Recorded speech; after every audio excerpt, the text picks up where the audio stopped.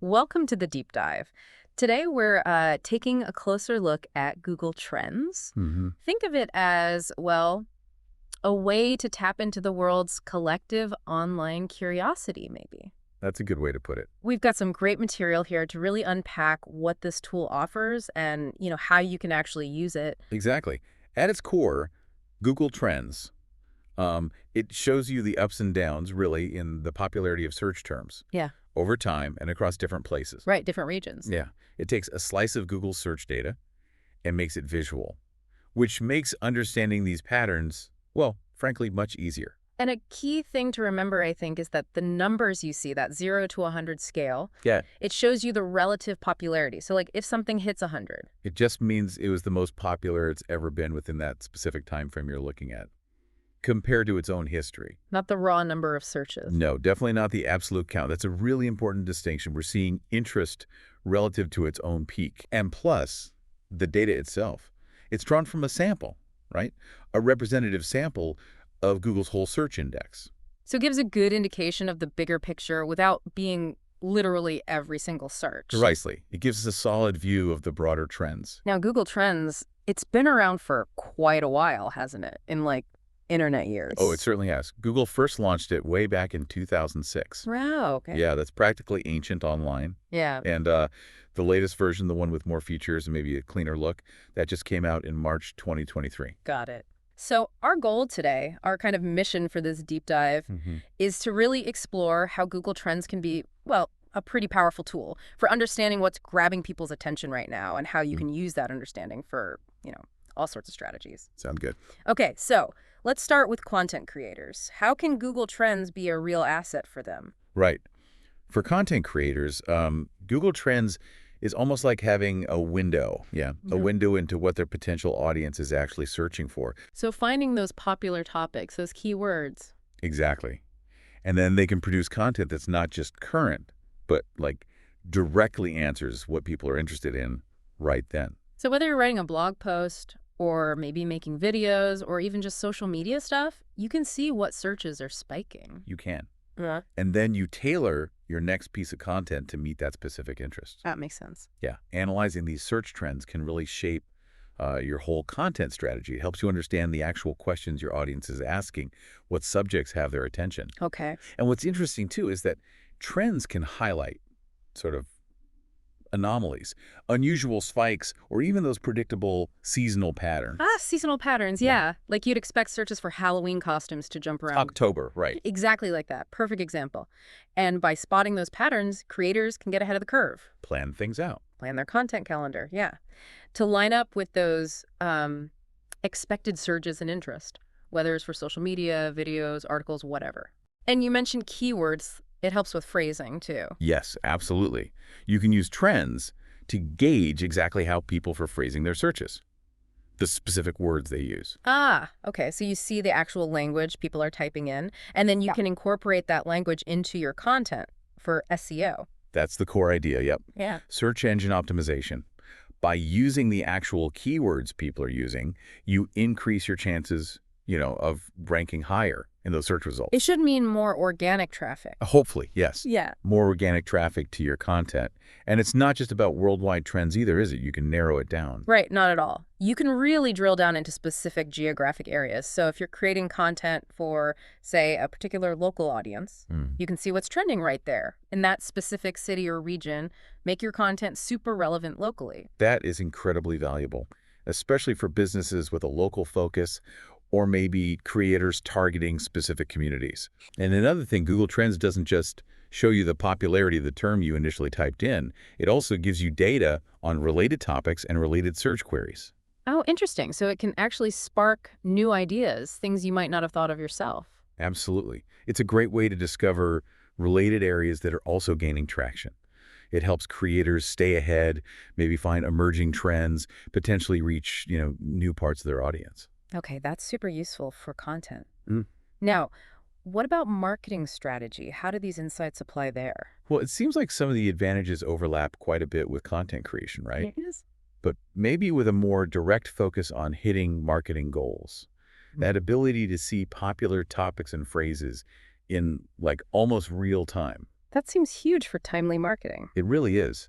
Hmm. Imagine being able to craft marketing messages or content that directly speaks to what consumers are actively searching for, like right now. That immediacy, it could really boost engagement, drive traffic to campaigns. Definitely. And just like for content, folks, understanding those regional interests is a major plus for marketers too. So you can really tailor campaigns to specific locations, taking local preferences into account, maybe cultural stuff. Exactly. It's definitely not a one-size-fits-all approach. Marketing campaigns designed to resonate locally, they're just far more likely to work. Makes sense. And this includes being aware of seasonal differences, how search behavior changes geographically. What's trending in one place might be totally different somewhere else at the same time. And I'd imagine this is pretty useful for keeping tabs on competitors, too. Oh, absolutely. Marketers can analyze search phrases linked to their competitors, get a sense of their market presence, identify potential gaps or areas where they can stand out. So by seeing what people search for related to competitor X, you might spot an opportunity. Exactly. An opportunity to offer something unique, or maybe just better. And of course, we can't forget SEO again. Right. Always comes back to SEO. Pretty much. Identifying those high-volume keywords via trends is just crucial for improving your organic search rankings, attracting more potential customers that way. Okay, so we've talked a lot about what Google Trends can show us, but what kind of search data does it not include? What's left out? That's a really important point to clarify, yeah. Yeah. First off, the data is specific to searches done on Google. Right. It doesn't include data from, Bing, DuckDuckGo, any other search engine. Okay, that makes sense. It's their own data. What else gets filtered? Well, to keep the data reliable, Google Trends filters out repeated searches from the same person in a short time. Ah, so someone hitting refresh or searching the same thing over and over won't skew the results. Exactly. It prevents that kind of distortion. Hmm. Also, data for search terms with really low volume. That's generally excluded. So those super niche, rarely searched terms, Hmm. they probably won't show up. Usually not, no. This helps keep the focus on more significant trends, stops the results getting cluttered with, less relevant keywords. Got it. Yeah. And privacy. Top priority. Google Trends removes any personally identifiable information, PII. So it's impossible to track searches back to an individual user. That's definitely good to know. Any other kinds of searches left out? Yeah, searches that Google flags as spam or, improper in some way, those are also filtered out. Again, it's about data quality. Okay. And like we hammered home earlier, it's crucial to remember that normalized scale, 0 to 100, relative popularity, not absolute counts. Right. Always relative. That's the key takeaway there. Okay. So let's dig a bit deeper now into keyword research specifically. How does Trends really help there? Well, Google Trends is just an excellent tool for finding relevant and popular search terms to begin with. A core function is showing how the popularity of specific keywords changes over time. So you can actually watch if a keyword is trending up, staying flat, or maybe even fading out. Exactly. This lets you spot seasonal trends, like we discussed, or Yeah. sudden spikes in interest for certain keywords. Searches for best hiking trails near me probably peak in warmer months, predictably. You can also compare the trend lines for multiple keywords, like right next to each other. Oh, that sounds really useful.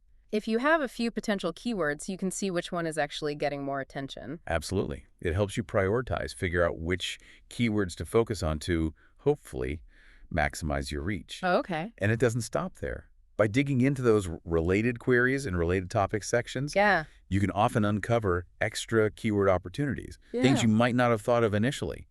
This can lead you to some really valuable long-tail keywords. Long tail keywords, those are the longer, more specific phrases, right? Often less competition, more targeted audience. Precisely that. And similar to how it helps with content and marketing, that geographical data is super valuable for keyword research too. How so? You can see where specific keywords are most popular, region by region, even city by city sometimes. This lets you tailor your keyword targeting to specific local audiences. So if I run like a local bakery in Austin, Right. I can see which bakery-related terms are actually trending in Austin. Exactly. That kind of localized keyword research can significantly boost your local SEO efforts, improve your chances of connecting with customers right in your target area. That makes a lot of sense.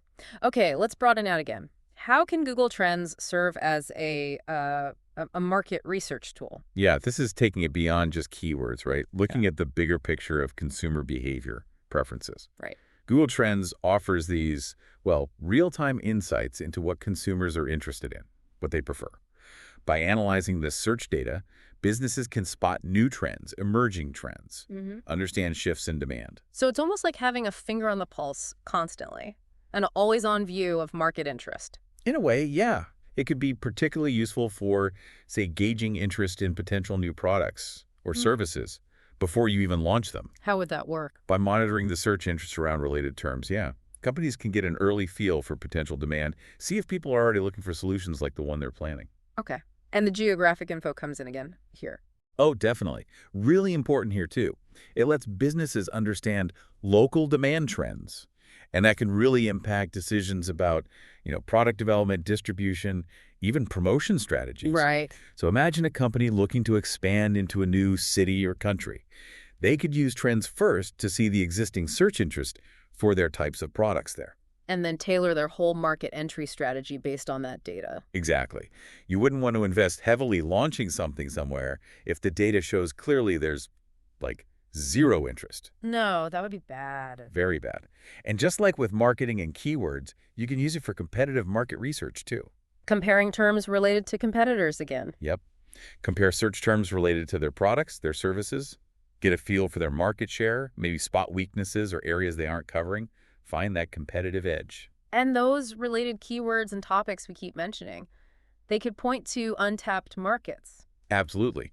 By exploring those related searches, companies might just stumble upon adjacent markets or unmet customer needs they weren't even aware of. Which could lead to new product ideas, new services. Potentially, yes. New lines of business even. Wow.